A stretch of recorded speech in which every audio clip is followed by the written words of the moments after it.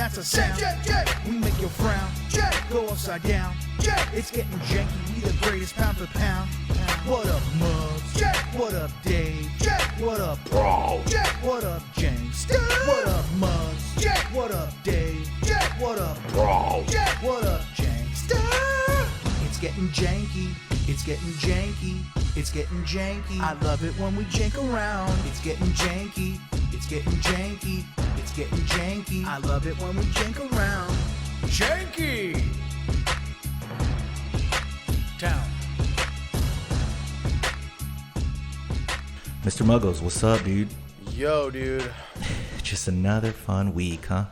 Just a fucking great Sunday morning where my daughter hears every word that I've learned in the swearing dictionary. It's been good. No way. Yeah. Is she repeating? No, but I totally lost my shit in front of her, which I feel awful about. But what can you do? You're only human, you know? Someone makes a mistake once in a while. It's not like the first time I'm sure she's hearing those words. No, but it's also not a great lesson to teach her, like, when shit's going bad, to, like, act the way I did. But yeah, what can you do? What can you do? Like I said, I'm only human. I'm not perfect. It's just stuff happens, and anyway. Yeah, well, it's been quite the week, I should say, because I don't know what you were doing this weekend, anything fun, but I decided to come to the When We Were Young festival. Yeah, and Mother Nature decided to say, "Fuck you."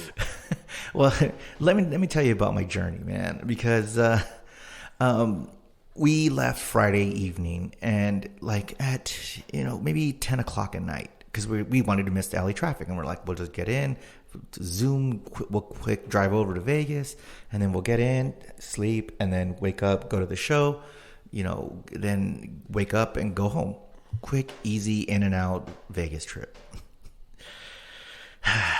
The earth had other plans, Muggs. The earth had other plans.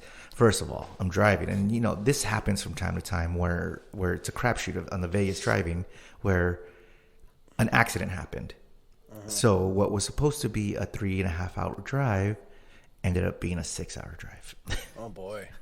Yeah, almost 5.5 hours, 6. Yeah. So you drove all the way there and all the way back? No, or are you still there? Muggs. Yeah. So we get into Vegas around 2 a.m., 2:30 a.m., and I'm fucking tired, right?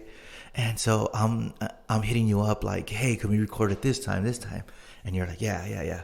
And so I hit up, and we're like, oh, you can't record today. I was like, all right, that's cool, because I am dead. I was like, I'm so glad you weren't able to record yesterday, because I was not going to be able to talk. I was just so dead from the drive and from the day and all that. So I wake up to you, and then I go back to bed, right?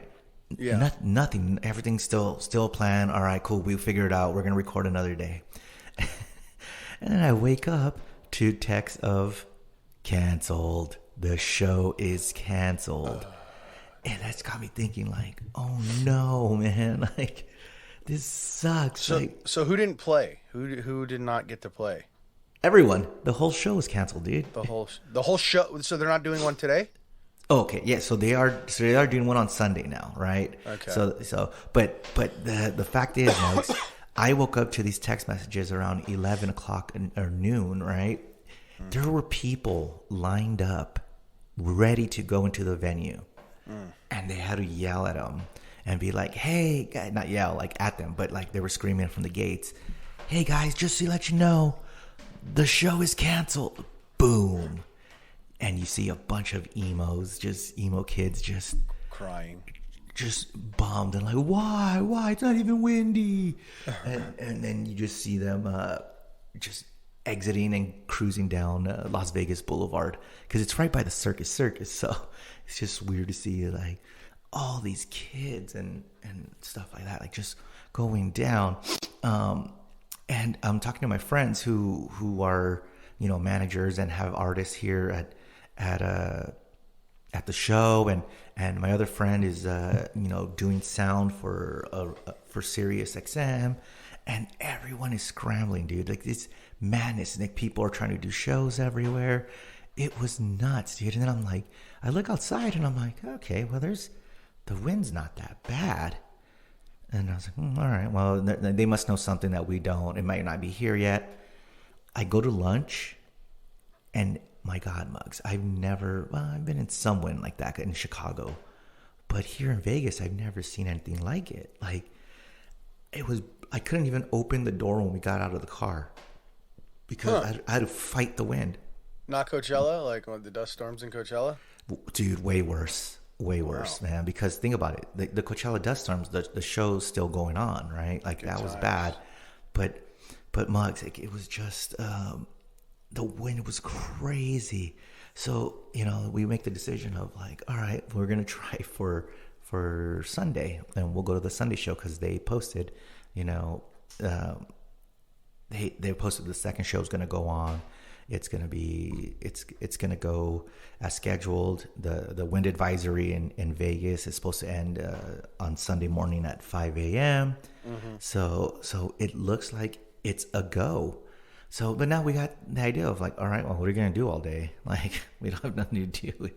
But we're in Vegas, so I ended up just sleeping the whole day, nice. Which was really nice, really nice. And then I ended up somewhere where I didn't think I would end up, the Katy Perry concert. Nice. Yeah, so I went to go see Katy Perry at Resorts World, and it was really fun. But everyone has something to say about the When We Were Young Fest, and even Katie mentioned it. So I just wanted to play a little audio of what Katie had to say at about the When We Were Young show from her show. Check it out, dude. Fuck that wind. Sorry, that will be the only answer tonight. But I want to say one thing. I know that there's a lot of orphans in here tonight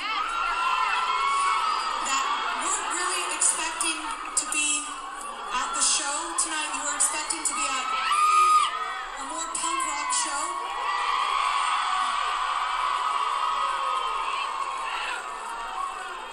But I just want to welcome you to a pop show.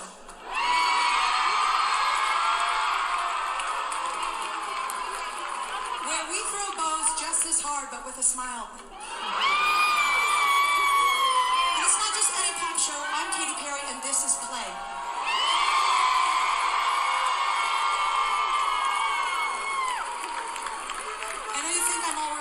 Stuff, but let me remind you that in 2008 I was on the Warped Tour.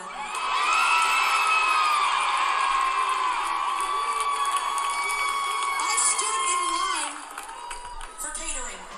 I stood in line in my flip-flops for shared showers. And I may have my own shower now.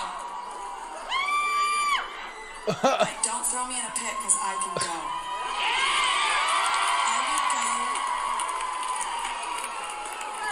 So please, everyone welcome the emo kids tonight.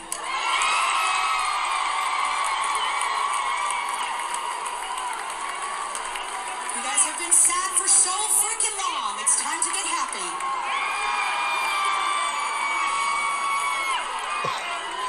Shout out Kevin Lyman in the audience tonight. She was absolutely right, Muggs. She did do the Warped Tour. And I felt like, all right, we're seeing an emo band here tonight. I'm sorry. The only thing I took from that clip is one lady screaming in the audience after every single thing that she said. I stood in line at catering. Woo! I got a biscuit. Woo! And then I got some gravy on it. Woo! There were a lot of Katy Cats in the audience. Oh my God. Hardcore fans. Jesus. But yeah, I remember. And then I took a shit in the porta potty. Woo! But then I ate the shit. Woo! And they had corn. Woo! It was crunchy. Woo! And then I was constipated. Woo! Oh, wait a minute. That's not good. But dude, yeah, so that was fun. Katy Perry saved the day, and there were a lot of emo kids there, and it's just weird to see everyone out and about and at night, and just at Resorts World. There was Emo Night LA at the club, or Emo Night Vegas, I guess.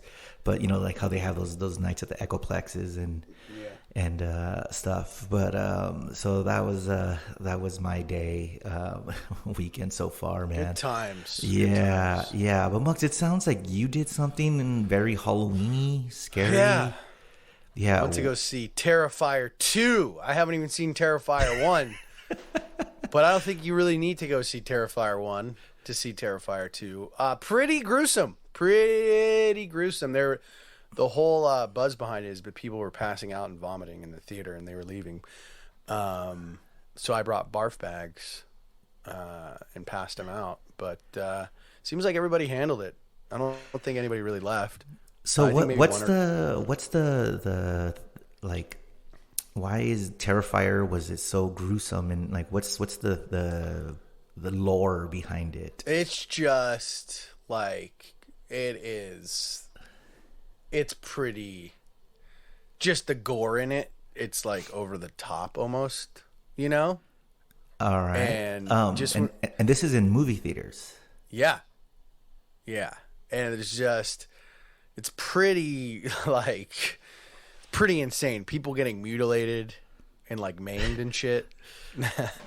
Yeah. It's pretty gruesome. I've never seen Human Centipede, but I can only imagine like this is up there with that, maybe. You know. Now, was it well done or was it like a bootleg movie? No, it was well done. Yeah, because I remember we had Trevor on from Bloody Disgusting and the Boo Crew podcast. Yeah, it's funny. They make an appearance at the end of the credits. Like they there's a whole before the movie starts. It says stay until the end after the credits for an exclusive interview with the director and actor. And it's Trevor and Lauren and Leo interviewing. No way. Yeah, and they play it after, so that was pretty cool to see them. And they show you kind of the behind the scenes stuff, like how they did everything. But it was bloody. It was bloody disgusting.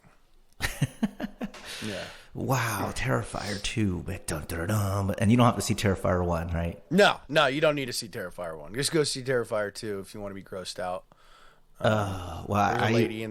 There's a lady in the theater screaming the whole time, "Bitch, run! Get the fuck out of there, bitch!"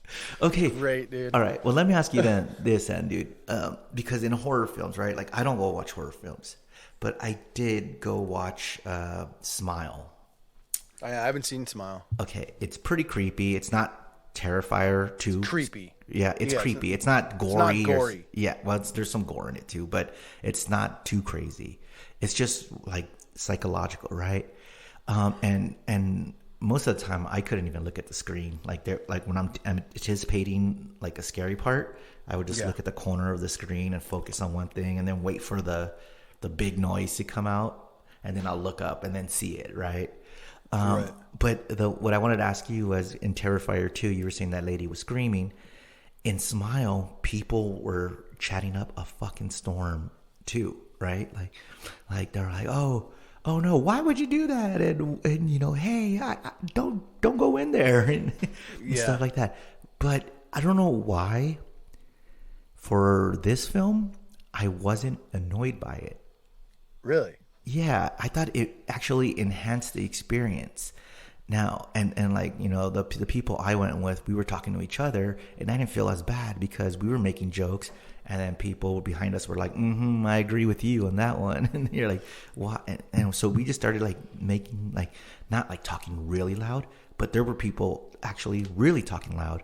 And I thought it made for a more enjoyable experience for this horror film. Now, with people talking? Yeah.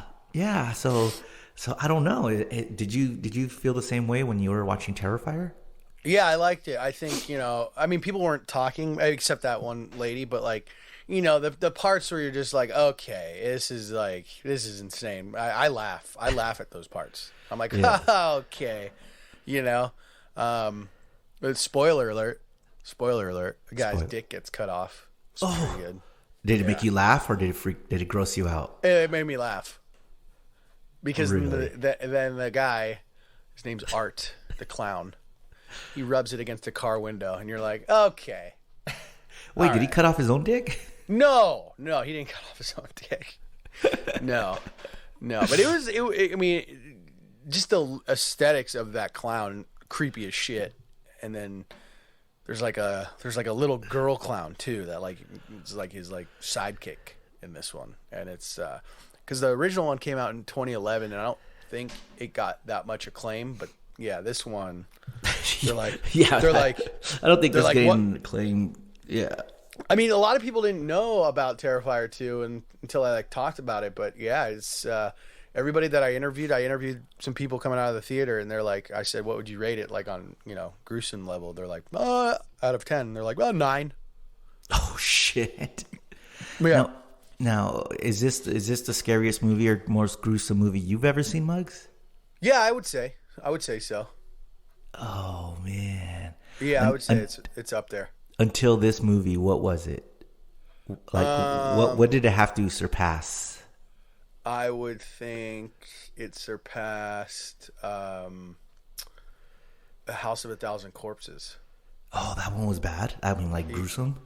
Yeah, I mean, there were scenes in it, like, at the end. Rob Zombie's first, like, big horror release. There was, like, Dr. Satan at the end. It was pretty... Satan. It's up there. It's up there with that, but I think this Terrifier 2 eclipsed that. Did you ever see Texas Chainsaw Massacre? Not the original, and not the original, or not the remake either. No. Oh, dude, that one is pretty gnarly. And yeah, I think what this guy did is he just took everything from every movie and just ramped it up times 10. Yeah. Yeah. Yeah, and I think have you seen The Exorcist? Yeah. So I saw, like, again, I'm a big pussy and I don't like scary movies. But when I saw The Exorcist, I thought it was so just like it didn't hold up. The effects were bad and like the music was scary, but it just like the vomit scenes, they just didn't hold up, and it, like they were almost comical. Yeah. So that sucks. But Poltergeist still fucking gets me. Poltergeist is creepy. Yeah, they're here. Yeah. But I think this was just gruesome. All right. Yeah. All right, man. But go see it. Off the top of our heads, let's do a top 5. Each we'll give one, and you'll give 2, 3 because you've seen more horror films. Okay. Jankytown recommended horror playlist. Okay. What would you first recommend? I would say, I think The Shining is always going to be up there for me. Not necessarily, scary, but creepy as shit. Never seen it. You've never seen The Shining? Uh-uh. Got to see The Shining. Creepy. The 2 little girls, elevators full of blood. Yeah. Oh man. All right, I'm gonna go with A Nightmare on Elm Street. Okay. Because that one, the original. Yeah, dude, that freaked me the fuck out. That's just like you wouldn't go to sleep like thinking about going to sleep, and what Freddy's if gonna get you? Freddy, yeah, 1, 2, Freddy's coming for you. Yeah. All right, what's another one that you would recommend? And then I would go, like I mentioned earlier, House of a Thousand Corpses. That left me at the end left me feeling weird. I would say it's all right. I would suggest, it's not very scary, but it's a horror film and it's so fucking good. I would suggest A Cabin in the Woods. Oh, Cabin in the Woods. Yeah, that is a fun movie. It creeps you out. It has the creeps. It's not too scary or gory, but it is good and it is fun, and I really enjoyed it. All right. And then, I think The Nun is pretty creepy. What's The Nun? Oh, you gotta watch The Nun, dude. Woof. I will none be watching The Nun. The Nun actually kind of looks like Art the Clown from the Terrifier.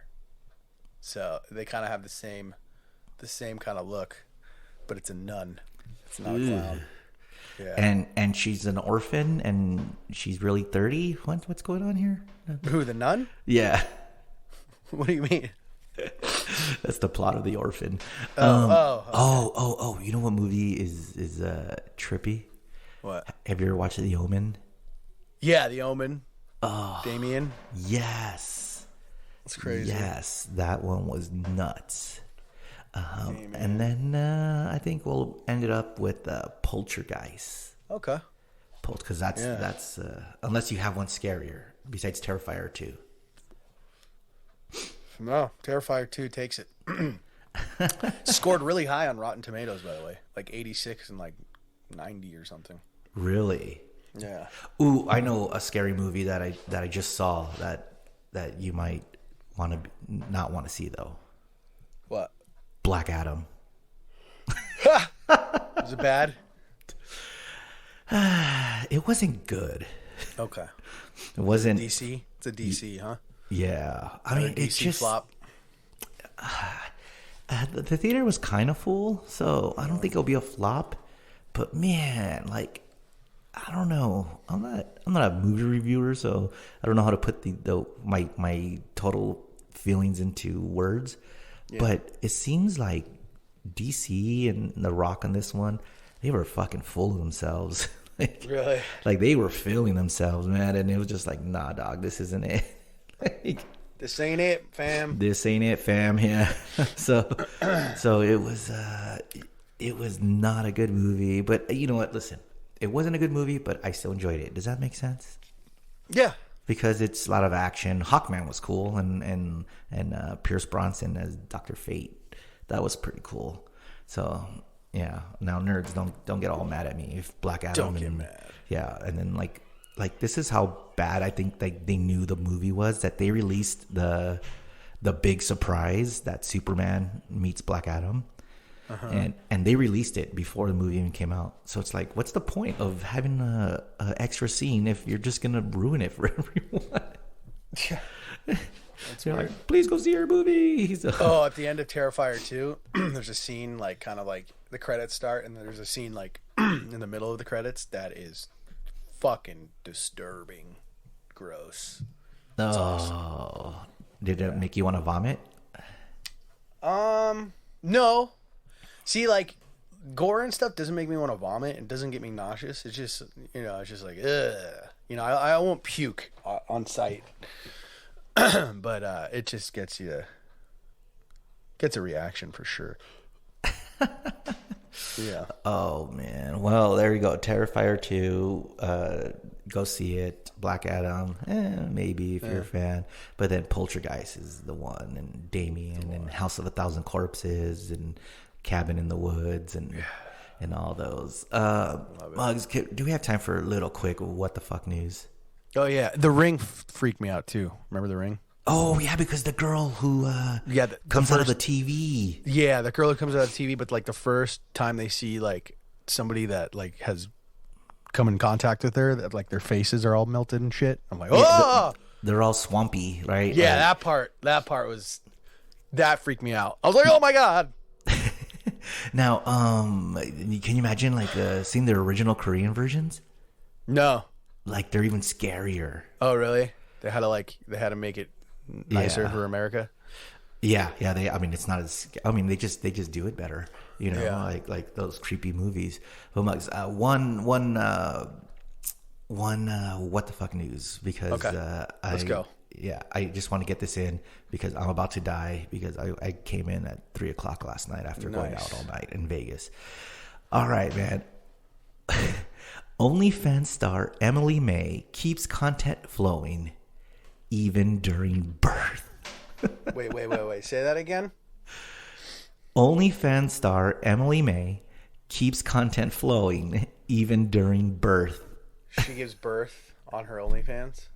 Well, here's what happened, man. OnlyFans fetish creator Emily May continued creating content even when about to roll into the hospital delivery room to give birth to her second child. May said, multiple people asked if I'd be live streaming my birth, filming it, or selling photos as expected. I was still working on the day I gave birth to my brand new bundle of joy and took some nudes while in the hospital, in between contractions, and was still chatting to the guys online. I'm not Hey, sure. props to her. She doesn't stop work at all, you know? I'm not sure the midwives would have appreciated a live stream situation in this delivery room, but I did document some moments, and you can find them exclusively on my OnlyFans page. I'm good. I've seen live births. It's good. I'm good. We're all good. As soon as I know I was in labor, I jumped online to message all my fans to let them know that my responses might be a little bit slower than usual. Almost everybody was so understanding and patiently waited for the updates throughout the day. However, a couple of people got upset that they were not getting the immediate responses that they're used to. What fucking assholes. See, May is grateful for not only a healthy delivery, but for many fans that reached out during this time and offered their well wishes and support during her hospital stay. May added, and I am so thankful to have the best supporters who check in on me and made sure I was okay. I actually haven't stopped shooting either. Even though I have a heap of pregnancy content saved up and being posted daily, I've been still shooting postpartum content to keep up with my fan requests. What the fuck, dude? Yeah, dude. What the fuck? News. Yeah.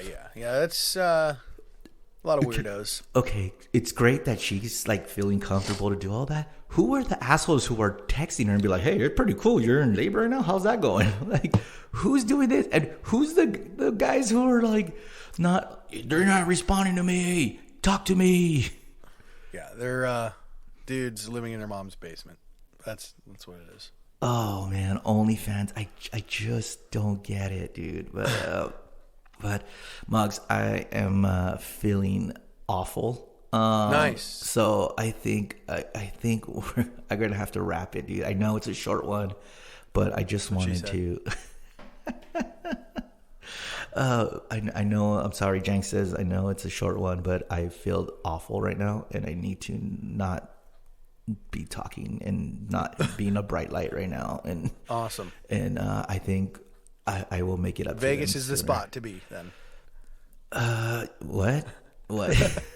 I'm in Vegas. What? Yeah. Vegas. I need to go back to bed. But Muggs, thanks for hopping on, man. And Jank says I'll make it up to you. I swear. Sorry for the short episode, but we needed to get one in, and I had to talk about Terrifier, Smile, and we were young, and Smile, and only fan birth. An OnlyFan birth. And if you're an OnlyFan birth, just call the Jank line, 855-JANKY69. And or email us, jankytown69@gmail. Yeah. Yep. Or hit us up on what's our socials? Jankytown69. Yes. Thanks, Muggs. All right, man. Well, I'm out. Thanks for joining me, dude. I just got warmed up. Squish.